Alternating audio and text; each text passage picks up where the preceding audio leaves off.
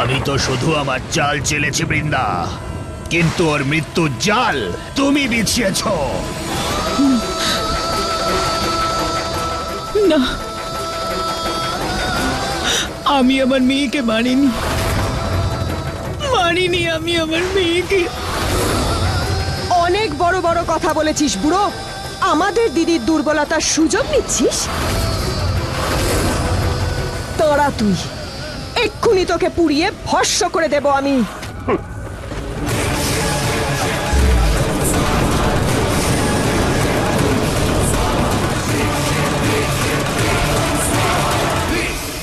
কর্তব্য আর দায়িত্ব পালনে আমরা বিষকন্যারাও পিছিয়ে নেই রাজগুরু। যেইভাবে রাজ পরিবারকে রক্ষা করা তোমার কর্তব্য, ঠিক সেইভাবেই নিজের বোনের ঢাল হয়ে দাঁড়িয়ে থাকা আমাদের বোনেদের কর্তব্য।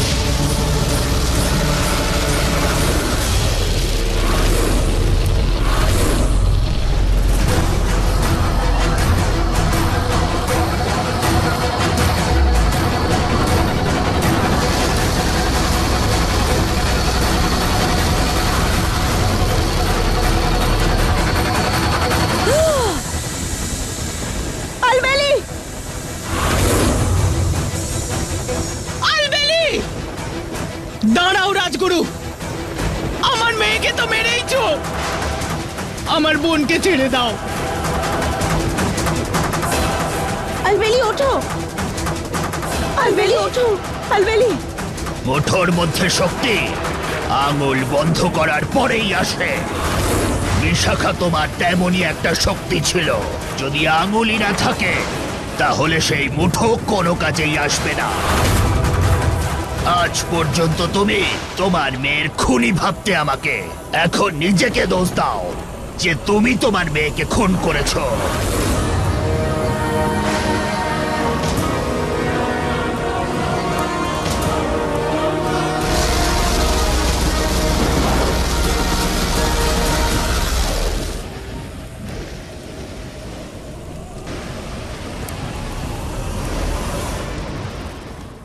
বিষকন্যা, বাবা সত্যিটা যদি বলতে না চাও তাহলে অজুহাতটা অন্তত ঠিক মতো দাও। আমি বিশ্বাস করি না বিষকন্যার গল্প। আমি তো তোকে বলেছিলাম যে আমার কথা তোর মাথায় ঢুকবে না। মানে?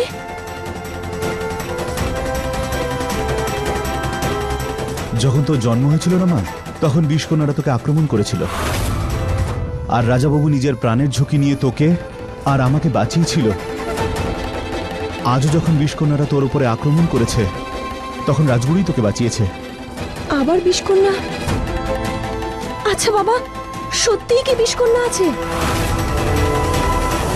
কি রাজগুরু, আপনি এসব কি বলছেন? এটা কি করে সম্ভব? হ্যাঁ রাজগুরু, বিশাখা তার নিজের বাড়িতেই ছিল, আর কুলদীপ বাবু জানতেই পারেননি। আজ্ঞে রাজা বাবু, বিশাখা নিজের ঘরেই এক কোণে কাজ করছিল। হঠাৎই ওর মাথায় চোট লাগে আর অজ্ঞান হয়ে যায়।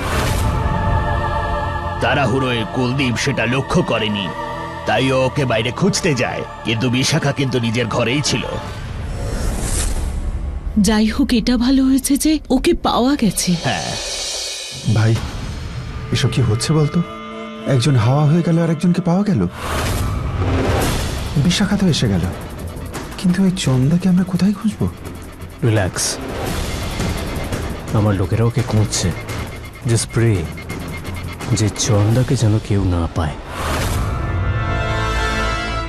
স্ট্রেঞ্জ, আমি বিশাখাকে দেখে আসছি। না বিরাজ, এখন যেও না তুমি। কেন? আই মিন, এখন যেও না, it's not the right time. No, এখন হয়তো রেস্ট নিচ্ছে, তুমি পরে চলে যেও। কুমার বাবু, ও ঠিক কথাই বলছে। এই সময় বিশাখার সাথে দেখা করা ঠিক হবে না। আপনি কাল সকালে গিয়ে দেখা করবেন। All right, good night everybody. Good night. Good night. Raja Babu, আপনার সাথে একটু জরুরি কথা আছে, আপনি আমার সঙ্গে আসুন। চলুন, আমি আসছি। আচ্ছা,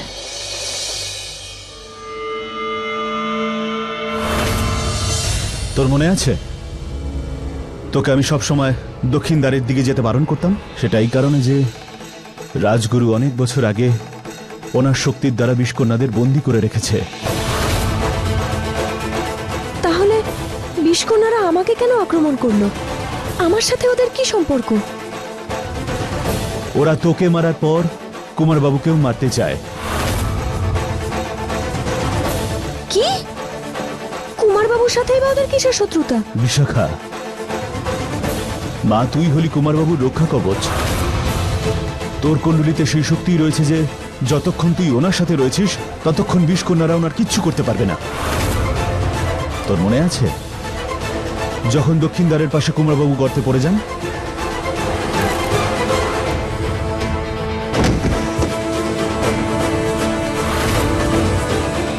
কুমারবাবু! হ্যাঁ, সেটা বিষকন্যারাই করেছিল। তুই ওনাকে এই কারণেই বাঁচাতে পেরেছিস কারণ তোর কুণ্ডলিতে সেই শক্তি আছে। তুই হলি কুমারবাবুর রক্ষক, কারণ বিষকন্যাদের হাত থেকে আজ পর্যন্ত কেউ বাঁচতে পারেনি। কিন্তু ওই বিষকন্যারা কুমারবাবুকে কেন মারতে চায় বাবা? ওনার আর এই রাজপরিবারের অনেক পুরনো শত্রুতা আছে মা। ওরা রাজবংশকে শেষ করে দিতে চায় মা। আর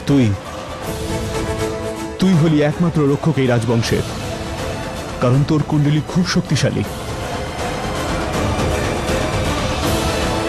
এসব কোনো গল্প কথা নয় বিশাখা, একটা রহস্য যেটা আমি বহু বছর লুকিয়ে রেখেছি তোর থেকে।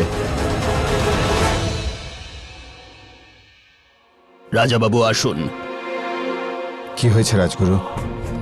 কি এমন ঘটনা ঘটেছে যে এই সময় আপনার কক্ষে আমায় ডেকে আনলেন? বলছি,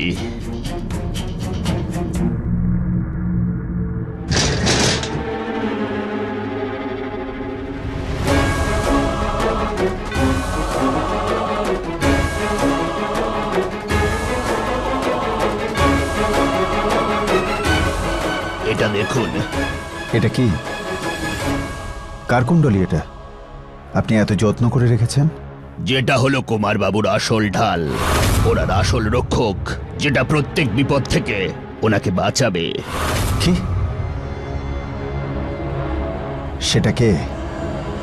বিশাখা। তোকে এই ব্যাপারগুলো থেকে আমি দূরে রাখতে চেয়েছি মা, কিন্তু নিয়তির খেলা দেখ। চেষ্টা করেও আমি রাজমহল থেকে দূরে রাখতে পারিনি তোকে।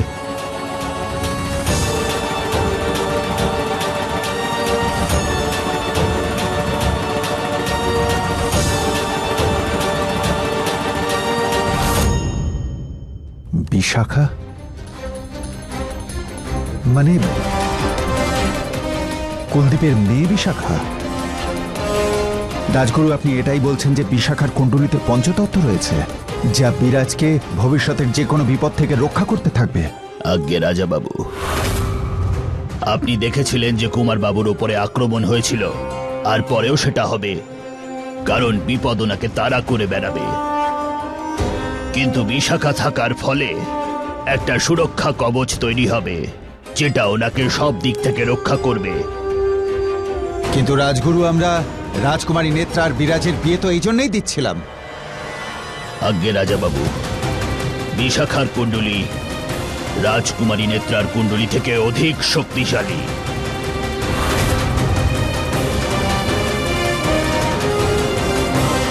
রাজগুরু, আপনি কথাটা বুঝতে পারছেন না। বিরাজ আর নেত্রা এদের আশীর্বাদ পর্যন্ত হয়ে গেছে, আর আপনি চাইছেন যে আমি এদের রাজা বাবু, আমি এটা বলছি না যে বিশাখা রাজকুমারী নেত্রার জায়গাটা নিয়ে নিক।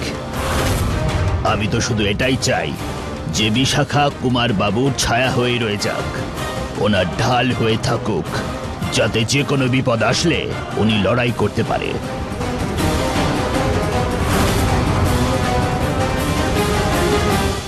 মা, তুই তোর বাবাকে ক্ষমা করে দিস। তোর জীবনের এত বড় সিদ্ধান্ত তোকে না জিজ্ঞেস করে নিয়ে নিয়েছি। উনি তোর প্রাণ বাঁচিয়ে আমার জীবন ফিরিয়ে দিয়েছিল। এখন সেই ঋণ শোধ করার সময় এসে গেছে।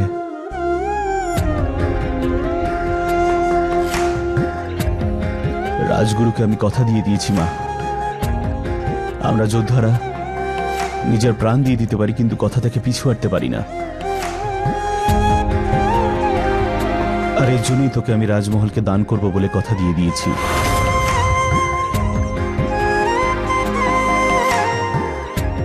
তুই আবার এটা ভাবিস না তোকে আমি দূরে সরিয়ে রাখবো।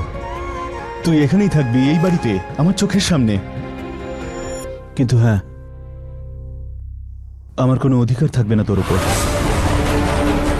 আজকের পর থেকে তোর জীবনের প্রত্যেকটা পদক্ষেপ রাজাবাবু আর রাজগুরু নেবেন, আর আমাকে মাথা নত করে মেনে নিতে হবে।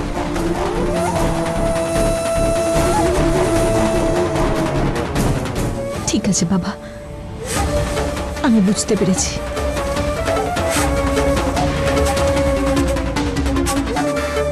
নিজের বাবা মায়ের ঋণ শোধ করা সন্তানের দায়িত্ব,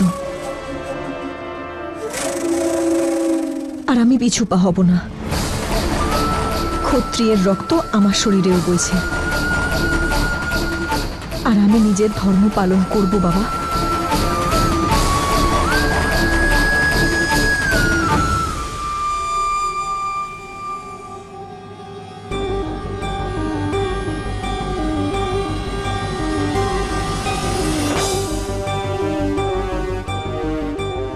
আমি বিশাখা, সেনাপতি কুলদীপের মেয়ে, আজ প্রতিজ্ঞা করছি যতক্ষণ আমার দেহে প্রাণ আছে কুমার বাবুর গায়ে একটা আঁচড়ও লাগবে না।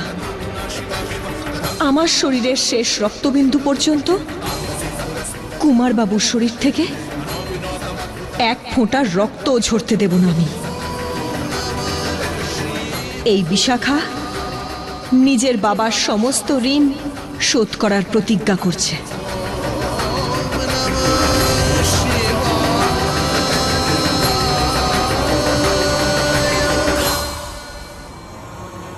আপনাকে কুমার বাবুকে কোনোভাবে বোঝাতে হবে। বোঝাবো। বিরাজকে বোঝানোর সম্পূর্ণ দায়িত্ব আমার। এই লড়াইটা খুবই গভীর আর শক্তিশালী হতে চলেছে।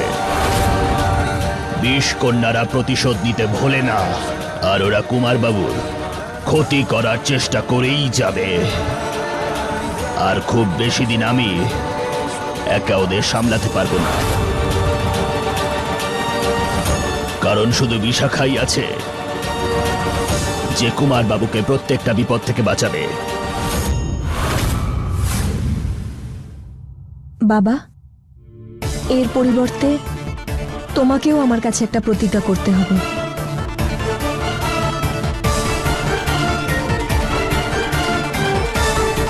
কি?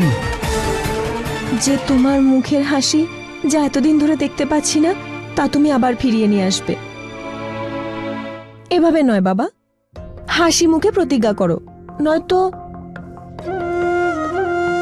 আমি আরো একটা সংকল্প করব আর নিজের সব দেওয়া কথা ফিরিয়ে নেব।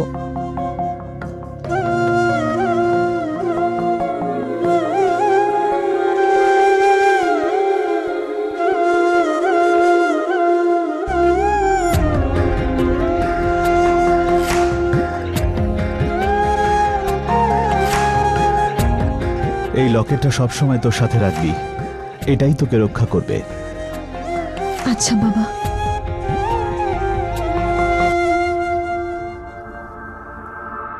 আপনি যেমনটা বললেন তেমনটাই আমি করেছি রাজগুরু। বিশাখাকে তো সত্যিটা বললাম, কিন্তু ততটাই যতটা আপনি বলেছিলেন। এখন আশা রাখি যে বিশাখা যেন সবটা না জানতে পারে যে ও নিজেই একজন বিষকন্যার সন্তান, বা এটাই যে ও নিজেই একজন বিষকন্যা। যতক্ষণ এই লকেটটা বিশাখার গলায় আছে, বৃন্দা ওর কাছে কখনোই পৌঁছতে পারবে না।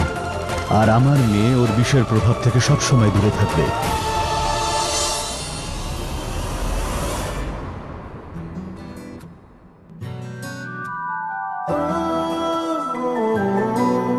বিশাখা, তুমি এখানে কি করছো? আমি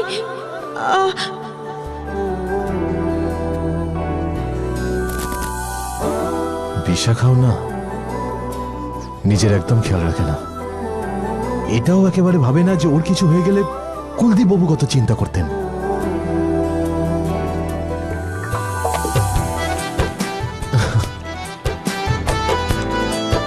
তোমার মতো ওয়ার্ড বন্ধু আমি কোনোদিন পাইনি বিশাখা। এমন ভাবে কথা বলে যেন ওর থেকে বড় জিনিয়াস নেই। আর কাজকর্ম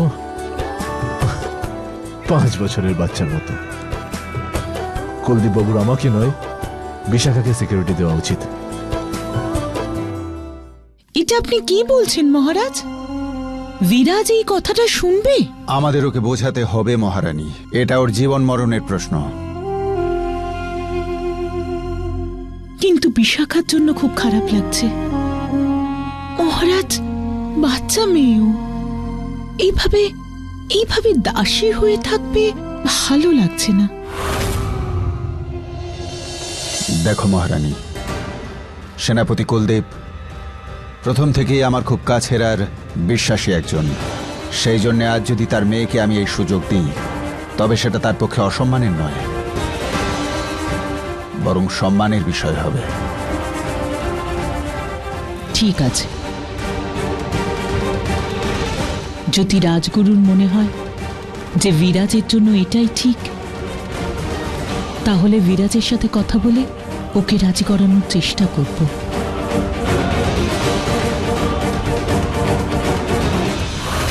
আমায় মাফ করে দিও মহারানী, তোমার কাছে বিষকন্যার সত্যিটা বললাম না বলে।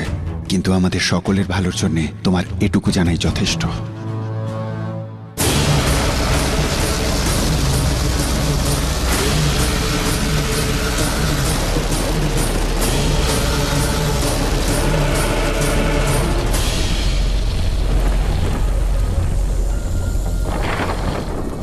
দিদি, দিদি,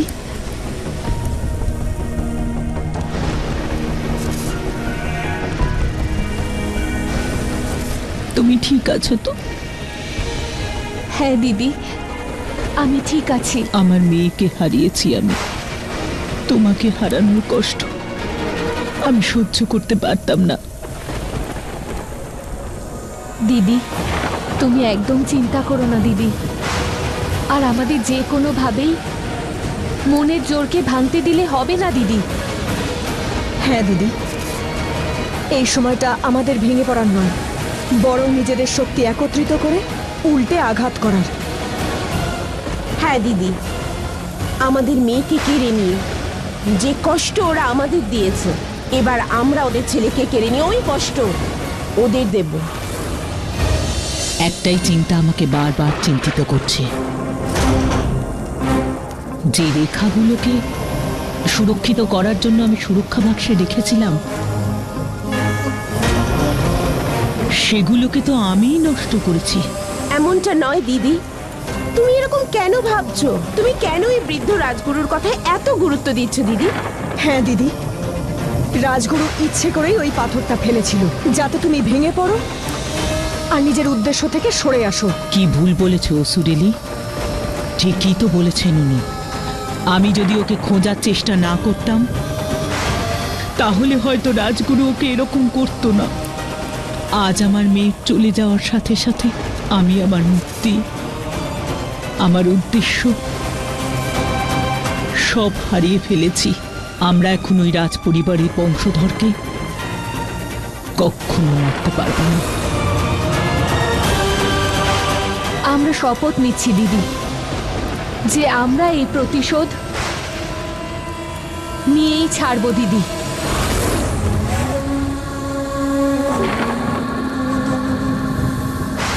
হ্যাঁ দিদি, বিশাখার মৃত্যুর বদলা আমরা বিরাজকে মেরে নিশ্চয়ই নেব। তার জন্য যদি আমাদের প্রাণও দিতে হয় তো দেব।